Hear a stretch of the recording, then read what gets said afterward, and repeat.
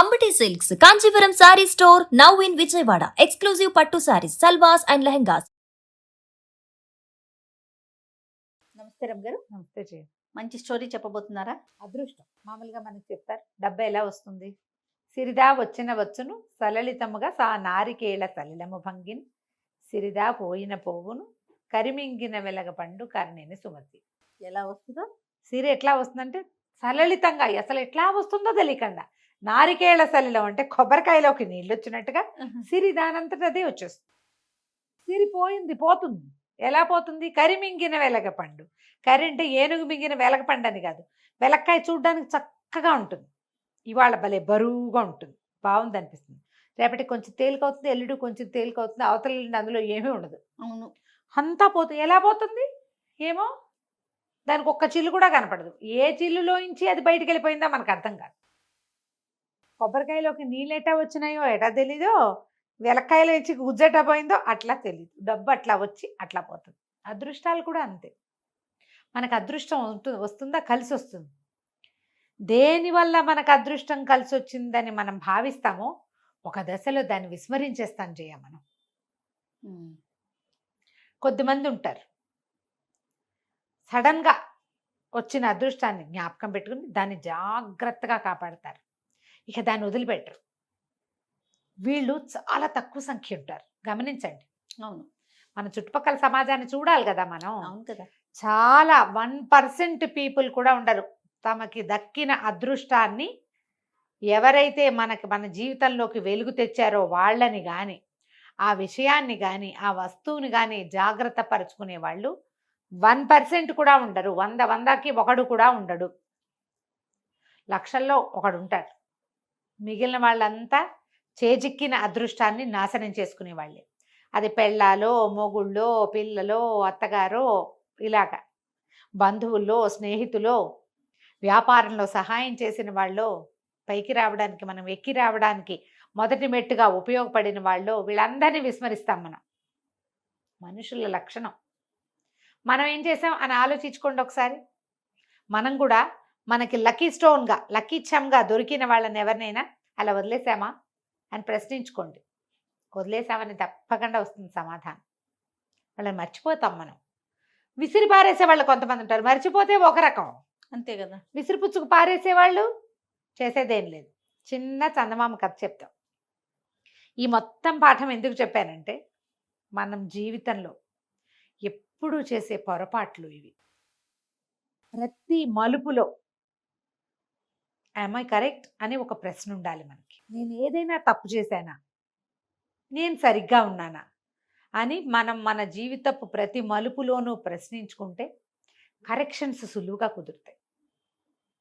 మనం కరెక్ట్ చేసుకుంటుంటే మన పిల్లలకి కూడా ఆ కరెక్షన్ పద్ధతి అలవాటు అవుతుంది. మొదట్లో నేర్చుకోరు, కానీ 30 ఏళ్ళు వచ్చాక వాళ్ళకి తెలుస్తుంది, అమ్మా నాన్న ఎలాంటి కరెక్షన్స్ చేసుకున్నారు, వీళ్ళు కూడా చేసుకుంటారు.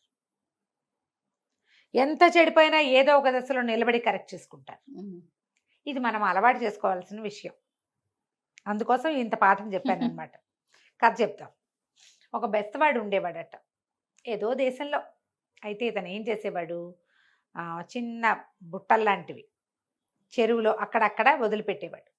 ఊతలు అని రాస్తారు, ఊత ఒక బుట్ట అన్నమాట. దానికి కర్రలు కట్టి వదిలిపెట్టేవాడు. ఆ కర్రలు పైకి తేలుండి అది ఎక్కడుందో కనపడుతూ ఉండేది. ఆ కర్రలు పైకి లాగితే ఆ బుట్ట వచ్చేసేది అనమాట. ఏది పడితే అది పడేది.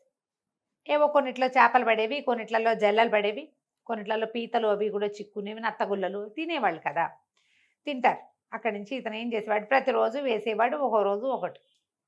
ఏదో వచ్చేది, పెద్ద అంత పడిపోయే సొమ్మేం కాదు.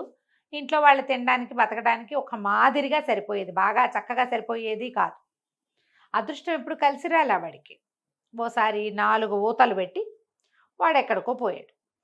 సాయంకాలం తిరిగి వచ్చాక ఆ ఊతలన్నీ పైకి లాక్కున్నాడు. ఇట్లా బుట్టలాగా ఉంటుందట. లాగేసరికల్లా ఒక దాంట్లో 2 చిన్న చేపలు పడ్డాయి, ఓ దాంట్లో ఏమో 2 నత్తగుల్లలు ఏవో చిక్కుకున్నాయి, ఓ దాంట్లో ఏమీ లేదు, బురద లాంటిది ఉంది. ఒక దాంట్లో మాత్రం ఒక ముసలి డొక్కుగా ఉన్న ఒక ముసలావిడ పడి ఉంది. నీళ్ళల్లో కొట్టుకొచ్చి ఆ ఊతలో చిక్కుకుంది. ఊత బరువుగా ఉంటే అయ్యి బాబాయ్ పెద్ద పెద్ద చేపలు పడ్డాయి అనుకోండి, తీరా చూస్తే ఊసలు. అక్కడి నుంచి దిందుంపదేగా ఇది ఎక్కడి నుంచి వచ్చిందని దాన్ని కదిపి చూస్తే బతికే ఉంది. ఎండిపోయి బక్క డొక్కు పీచు కరడు కట్టిన ముసల్ది అని రాస్తాడనమాట కథలో. ఎండి బెరడు కట్టుకుపోయింది, దాన్ని నీళ్ళలోకి తోసేయబోయాడు. నాకెందుకు ఈ దరిద్రం, బతికుంటే అన్నం పెట్టద్దు, మనకే లేదు ఇక్కడ, పడేద్దాం అనుకున్నాడు. పట్టేసుకుని చెయ్యి, ఓరి బాబాబు పడేకురా, నన్ను కాపాడు, నన్ను ఇంటికి తీసుకుపో, నీకు అదృష్టాన్ని కలిగిస్తాను అన్నది. అనేసరికల్లా అన్నాడు, నువ్వే అదృష్టం కలిగించేటట్టు ఈ నీళ్ళలో పడి సావటం ఎందుకు, నువ్వే బాగుపడచ్చు కదా అంటే, నేను అట్టా కాదురా, నేను ఎవరితోటి ఉంటే వాళ్ళని బాగు చేస్తా, నన్ను తీసుకెళ్ళి అన్నది. సరే అక్కడి నుంచి మోసుకుపోయాడు ఇంటికి. మోసుకెళ్ళాక ఏదో అన్నం వండుకున్నారు, కాస్త ఇంత గంజ ముసలిదాన్ని కూడా పూసారు. ఏం చెప్పింది, నువ్వు ఓ పని చెయ్యి, ఇంటి చుట్టూ చక్కగా ఒక 100 గొడ్లు ఉండేందుకు వీలుగా పెద్ద శాల ఒకటి నిర్మించుకో. నాకెందుకే ముసలిదాన్ని ఆ శాల, నాకు గొడ్డు లేదు గోద లేదు, చేపలు పట్టుకునేవాడిని నేను అన్నాడు. చేపలు పట్టుకునేవాడివైనా సరే రేపు సాయంత్రానికల్లా నీకు గొడ్డు గోద ఏర్పాటు అవుతుంది అనేసరికల్లా వీడు ఓ పల్లెటూరులో ఓ పక్కన ఎక్కడో ఉంటాడు. వాడి ఇంటి పక్కగా ఉన్న ఒక పెద్ద ఖాళీ స్థలం వాళ్ళదే, ఊరికే ఆ ఊళ్ళలో ఏం పెద్ద పట్టించుకునేవాళ్ళు కాదు. చుట్టూత పెద్ద కోరడిలాగా తుంగపాతి, దానికి రకరకాల తాళ్ళు అల్లి, మొత్తానికి ఒక పెద్ద విశాలమైన మైదానం విత్ కవర్డ్ ఏరియా అనమాట, అదంతా ఏర్పాటు చేయాలి. సాయంత్రం అయ్యేసరికి వీడు ఏ సరస్సులో ఊతల పాతి అప్పుడప్పుడు చేపలు పట్టుకునేవాడు, అందులోంచి జట్లుగా ఆవులు గేదెలు ఎడ్లు గిత్తలు చొప్పున వచ్చేసినాయి. అటు ఇటుగా పిల్ల మేక అన్నీ లెక్క పెడితే 100 ఉన్నాయి. 100 వచ్చి వీడి గొడ్డ సావిట్లో కూర్చుండిపోయినాయి. పితికినని పాలు పితికాడు, పాలు అమ్ముకుంటే డబ్బు. ఎడ్లు గిడ్లు వాటి దారిన పోయి అవి గడ్డి మేసి వస్తాయి. ఎవరో వాళ్ళ నాగలు కట్టుకుంటూ, ఏరా మీ దగ్గర గొడ్లు ఉన్నట్టున్నాయి, ఏమన్నా 2 ఎడ్లని అప్పిస్తావా అంటే అప్పివ్వము, అరవివ్వం, అమ్మకానికైతే ఇస్తాం, లేదా జీతానికైతే ఇస్తాం. అమ్మకం వద్దులే, జీతం రోజు 10 రూపాయలు, రోజు 10 రూపాయలు వస్తున్నాయి. ఒక ఎడ్ల జతకి 10 వస్తే 10 ఎడ్ల జతలకి ఎన్ని వచ్చును, పొళ్ళని వస్తాయా? ఇట్లా ఎన్ని రకాలుగా డబ్బు వచ్చిందంటే వాడి దగ్గరికి, ఇక పిచ్చి డబ్బు. అక్కడి నుంచి ఈ రౌండ్గా ఉందిగా, కట్టాడు కదా కోరడల్లే, ఈ పైన అంతా షెడ్లు వేసేసాడు, వానకి వంగుడికి చలికి ఇబ్బంది లేకుండా. హాయిగా నీడపట్ట నుండి కొట్లు సుఖంగా ఉండేవి, కట్టక్కర్లా పెట్టక్కర్లా, లోపలికి వచ్చి పడుకునేవి అంతే. ముసలిది వాళ్ళ ఇంట్లో ఉండేది, పెద్ద ఇల్లు కట్టాడు వీడు, బోల్ డబ్బులు వచ్చేసినాయి. అక్కడి నుంచి వారా వీరా వచ్చిన వాళ్ళందరూ వీడితోటి మాట్లాడేవాడు. చక్కగా మంచి పిల్ల, వీడి పెళ్ళంకి 2-3 పిల్లలు పుట్టారు. రోజులు గడిచిపోతున్నాయి. సరే క్రమంగా వీడికి డబ్బు ఎక్కిపోయింది, లోకంలో అందరికీ ఎక్కిపోతుంది, ఎంత సహజం కదా. మొదలు ఎక్కడి నుంచి వచ్చింది, ఎక్కడో, అది ఎవరికి తెలుసు. క్రమంగా ఈయన పెద్ద మనిషి అయ్యాడు, అందరికీ మంచి మాటలు చెప్పడం మొదలుపెట్టాడు. ప్రతి వాళ్ళు వస్తే మనం ఇంతే, మన స్థాయి మన స్టైలు చిన్నప్పటి నుంచి ఇంతే, మా తాతలు నేతులు తాగారు, ఇలాంటివి బోల్డ్ అని చెప్పేవాడు. ఇప్పుడు అవన్నీ మాట్లాడను, వేరే పని ఉంది నాకు అనేవాడు. ఎంత గొప్ప వచ్చింది.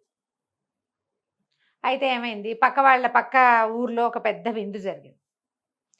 ఈయన అందరూ పిలుపులు వస్తాయి కదా పెద్ద మనుషులందరికీ, ఈ పెద్ద మనిషికి కూడా పిలుపు వచ్చింది, పెద్ద మనిషికి కూడా. సరే ఎక్కడికైనా వెళ్ళేటప్పుడు ఈ ఖర్చు నాది అని చెప్పడం ఒక గొప్ప. ఇవాళ సారాయి ఖర్చు నాదని చెప్పాడు ఆ పార్టీలో.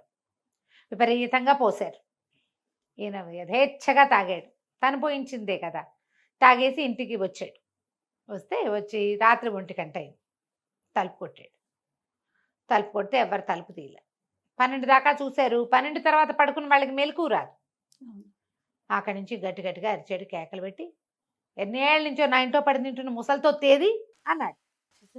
నేను తీసుకొచ్చి నా నెత్తి మీద పడిపోయి తింటోంది, అదైనా మెలకుగా ఉండొచ్చు కదా, ముసలిదైనా నా కోసం తలుపు తీయటానికి. తీవే ముసలిదానా, బతుకున్నావా చచ్చావా, నువ్వు ఏ మూల ఉన్నావు, తలుపు తీవే అన్నాడు. అనగానే ముసలావిడ వచ్చింది, తలుపు తీసింది. నువ్వు నన్ను తిట్టేవని, ఆ తిట్టక నేను ముద్దెట్టుకుంటారా, తలుపు తీయలేదు నువ్వు అనేసరికల్లా, నన్ను తిట్టిన చోట నేను ఉండను సుమి అంది. ఉండపోతే పో, ఎవడడిగాడు నేను, ఉండపోతే వెళ్ళిపో. ఆవిడ లోపలికి వెళ్ళి పడుకుంది. వీడు కూడా ఆ తాగిన మత్తులో ఏదో ఈడ్చుకుంటూ పోయి లోపలికి వెళ్ళి పడుకున్నాడు. తెల్లవారేసరికి ఆవిడ వాకిళ్ళు ఉడిచింది, ఇల్లు ఉడిచింది, పక్కల దుప్పట్లు అన్నీ మడత పెట్టింది. 10 గంటలకల్లా నడుచుకుంటూ ఇంట్లో నుంచి బయటికి వెళ్ళిపోయింది. ఆవిడ వెనకాలే ఈ చుట్టూతో కోరడి కట్టి ఉన్న పశువుల శాల ఉంది కదా, జట్లుగా మొత్తం గొడ్లన్నీ వెళ్ళిపోయినా సరస్సుల నుంచి నడుచుకుంటూ ఆవిడ వెనకాల వెళ్ళిపోయింది. మొత్తం గొడ్ల సావిడి ఖాళీ. ఆ, ఇంకేముంది, ఆనే మిగిలింది అక్కడికి. అదృష్టం ఎలా వచ్చింది? ఆవిడ ద్వారా వచ్చింది, మళ్ళీ ఆవిడ ద్వారానే వెళ్ళిపోయింది. మొత్తం వెళ్ళిపోయింది. వీళ్ళు రేపు పొద్దున్న లేచి చూసుకుంటే ఒక గొడ్డు లేదు, ఒక ఇది మొత్తం లేదు, ఖాళీ. ఏమీ లేదు. బస్సులశాలంతా ఖాళీ. పశువు ఉంటే పాలు వస్తాయి, వెన్న వస్తుంది, మీగడ వస్తుంది, పెరుగు వస్తుంది, రెంట్ వచ్చేది రెంట్ వస్తుంది. నెలలా. ఇప్పుడు ఎక్కడి నుంచి వస్తాయి? ఏమీ లేవు. ఉమ్. మళ్ళీ ఆ పెద్ద క్వారడి కట్టిన ఖాళీ స్థలంతో పాటు ఇల్లు ఉంది. ఇంటిని ఏం చేసుకుంటారు? ఆ రోజుల్లో ఇళ్లలోకి ఎవరు రెంట్లకు వచ్చేవాళ్ళు కాదు. అదే కదా. ఇంట్లో పని చేయడానికి ఎవరు లేరు. గొడ్లు లేకపోతే పని వాళ్ళు ఎక్కడి నుంచి ఉంటారు? వాళ్ళంతా పోయారు. అంతకుముందు గొడ్లకు పని వాళ్ళు ఉండేవాళ్ళు. ఉమ్. పెళ్ళాము, పిల్లలు, బెస్తవాడు, వాడి తాలూకు ఊతలు మిగిలినాయి. శిరోభవ వరదోభవ. మళ్ళీ ఊతలు వేసుకోవడం ఇంకా చేసేదేం లేదు. అంతే. ఇలా కలిసి వస్తే అదృష్టం నిలబెట్టుకోకపోతే అలానే వెళ్తుంది. వెళ్ళిపోతుంది. పైగా మనకి కలిసి వచ్చింది అన్న మాట వాక్యం మర్చిపోతారు చూడు. ఇదేదో పల్లెటూరు బెస్తవాళ్ళ కథ. మనం చేయమాట్ల ఎవరి వల్ల కలిసి వచ్చిందో వాళ్ళ పేరెత్తకుండా ఉంటాం, చెప్పం. గుర్తు చేసుకో. నిద్రలో అయినా జ్ఞాపకం రాదు మనకి. ఒకసారైనా మనస్సాక్షి అనేది ఉంటుంది కదా, దాన్ని చంపేస్తారు. తర్వాత నువ్వు కూడా సాక్ష్యం లేకుండా పోతావు. అంతే కదా. అదృష్టాలని జాగ్రత్త పరచుకోవాలి. ఎవరి వల్ల అయినా మనకు ఒక సహాయం లభిస్తే దాన్ని జ్ఞాపకం పెట్టుకోవటమే గొప్ప. అది నా ప్రజ్ఞ అని అనుకోకూడదు.